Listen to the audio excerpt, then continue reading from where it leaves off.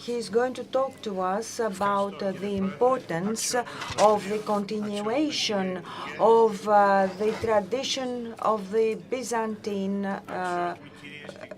organization adjusted to modern times. Allow me to thank you, ladies and gentlemen, for this invitation to address your General Assembly. I belong to those Greek Orthodox uprooted community of Constantinople. And in fact, the identity of this community is based in Lausanne Treatment Convention signed off by 8 countries.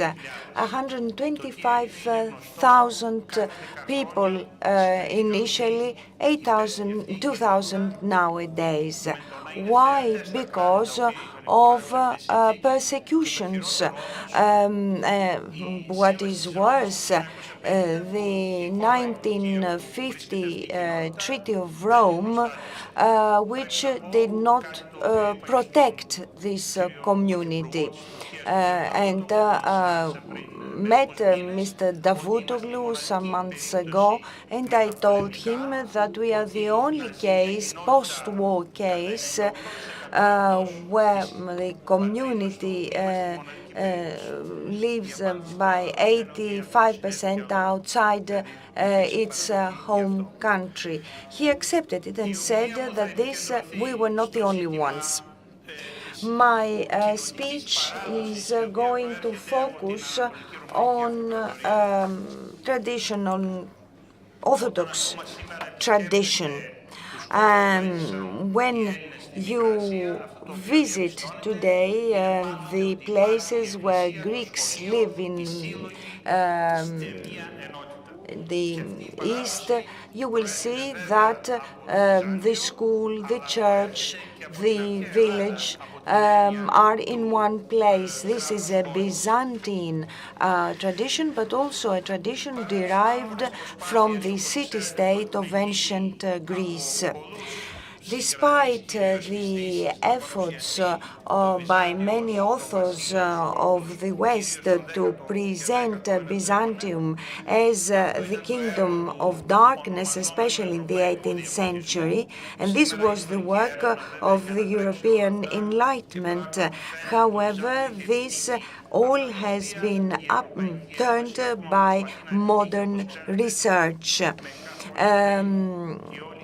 And as you know, this whole story of giving a citizenship to the Europeans has failed, whereas Byzantium had established the notion of a citizen throughout the 1,200 years of Byzantium. Of course, the analysis of how it worked as a state is a very long story. I just want to tell you that the cell of the organized society and administration of the state was that community. So the analysis of this community organization is very important today, not only for the Greek Orthodox communities who live in an environment with a different cultural content and different social organization, as is the case of the United States of America or Australia. As we said, the Byzantium was the inheritor of the ancient Greek tradition. The idea of the ecumeny that can collect and put together different traditions starts with Alexander the Great and is developing over a period of 30 centuries. Pax Romana which had a different point, different idea, that is the expansion of the Roman Empire, but with a different content from the Hellenistic period. The Hellenistic tradition established by states like that of Seleucids was based on the structure of the classical Greece, that is the city-state, the state organized around the city. The successes of Byzantium, which can be sources of inspiration today for the organization of human societies, is explained by the fact that there was a harmonious combination of the ancient Greek cultural tradition via the Hellenistic experience, the adoption of the Roman monetary system and state structure, but most importantly, the Christian cosmotheory as religion and way of life. The structure of such a decentralized social organization, which has as a cell the local social conglomerations around the church, schools, charitable institutions, and so on, was for 1,800 years the very tradition of the Greek Orthodox world. This structure, however, was seriously hit during the Islamic rule, but also under Frankish rule. And this is why some of the communities at times preferred the Ottoman rule to the Frankish rule. The most important proof of this community organization are the rules that govern the function of the Ecumenical Patriarchate, which has always been the body or the agency of continuation of this tradition, recognizing to the metropolises a freedom of action. And in around 1922, the schools of Constantinople were supervised by the Central Patriarchal Council, whereas other local dioceses had their own committees. It is not an accident that Kapodistrias, the first governor of Free Greece, who was one of the most important figures of the 19th century, and had it not been for him in 1815, the consequences would have been totally different, and he maintained the tradition for the 3.5 years when he was governor of Greece. His assassination, incited by England and France, with Adamantios Korais behind it, and the Mavromichalis brothers, was a real accident, a real disaster for the Greek civilization and tradition. The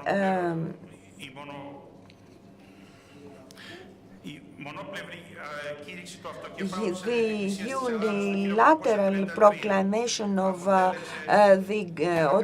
autocephalus of Greek Church in 1833 was in fact very decisive and a precursor of the consequences that we are seeing today. There was a Western ideology which became the fundamental ideology of the new state, which covered less than 10% of the territory where Greek populations lived, whereas only 20% of the population created an historically unusual situation as the part of the Hellenism that lived under Ottoman rule was in favor of a part of the population that remained outside the Free State.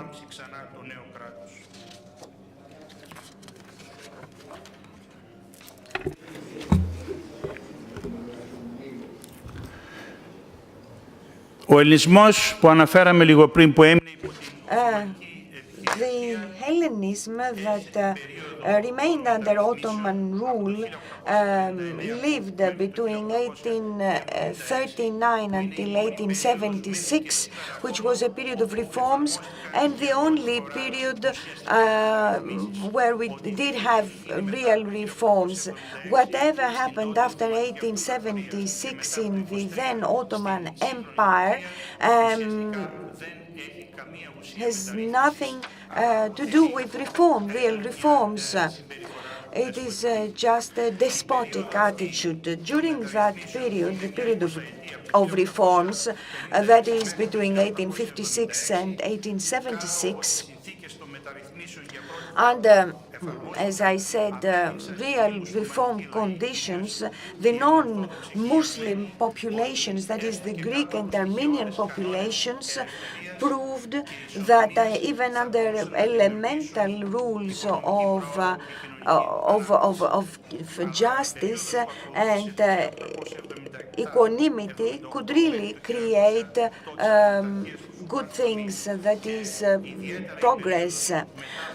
But during the period 1878 and 1908, the period under Hamid II, but also from 1908, the Neo-Turkish Comitate was the one that actually physically exhausted the Christian populations, as it happened in the period between 1913 and 1923. But let us come now to the Greek Orthodox communities outside of Greece and Cyprus. The following conclusions may be drawn after an examination of the anthropogeography of Hellenism.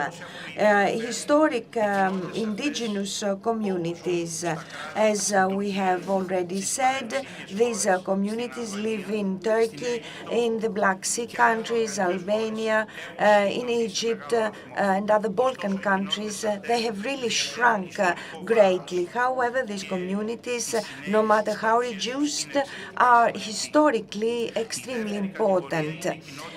Second type of community, those who have been created as a result of immigration to countries of Europe, America, Australia, and South Africa. Then, as historic communities in Western European capitals like the UK or Paris, Berlin, Frankfurt, Vienna. These communities are faced with existential problems, different ones. The indigenous historical communities are the one remaining in Istanbul and on the islands of Imvros and Tenedos, which was uprooted between 1923 and 1955, 1955 being a year during which persecution culminated. The Ecumenical Patriarch is the greatest supporter of these communities, and it must become understood by the various Turkish governments that the fate of this country as a state of and a rule of law depends greatly on its behavior to the non-Muslim minorities. The Hellenism of northern Epirus, victim of cruel atheistic state during 1945 to 1991, and of course the countries of the Black Sea, Romania, Ukraine, Russian Federation, Georgia and Armenia. They experienced great difficulties during the totalitarian communist regimes.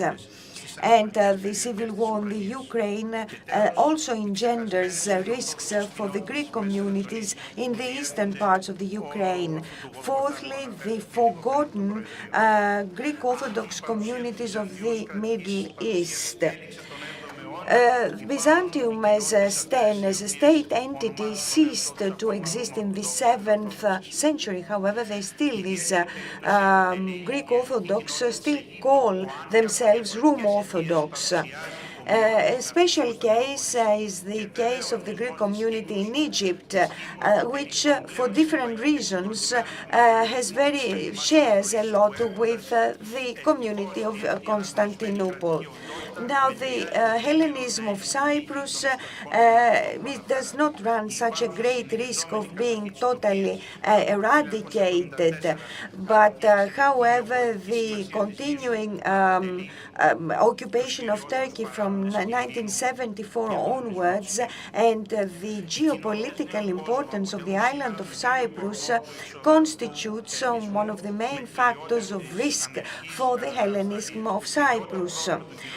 The New World communities, that is, United States of America, Canada, and Australia. The main problem for these communities is their assimilation and their weakening, the weakening of their cultural identity on account of the socio-economic conditions prevailing in these countries. The only force that could help in this respect is the Ecumenical Patriarchate of Constantinople. The fate of the Council of Greeks living abroad is characteristic because it confirms our opinions about the introversy of the Greek political system, which could be in one word, that partisanship. This subject is very important for the future of Hellenism, and decisions must be made in order to change the route that these communities are taking. Unfortunately, the Council of Greeks living abroad has fallen into inertia, and we need, therefore, forget or abandon the principle of state patronage for the Greek communities. It has not led anywhere. For the indigenous Greek communities of the East, they must take the initiative to create a second-degree organization and become NGOs of the United Nations and other international organizations. The communities of the New World and the traditional communities with their collective bodies and agencies must have a representative character and go ahead and create second-degree organizations with general assemblies. The need to create an independent second-degree organization today is a must, given all the challenges and problems faced by the third and fourth generations of Greeks of the diaspora. Of course, this effort must start by a well-coordinated action of dedicated children of the diaspora of Hellenism in the countries where they live today.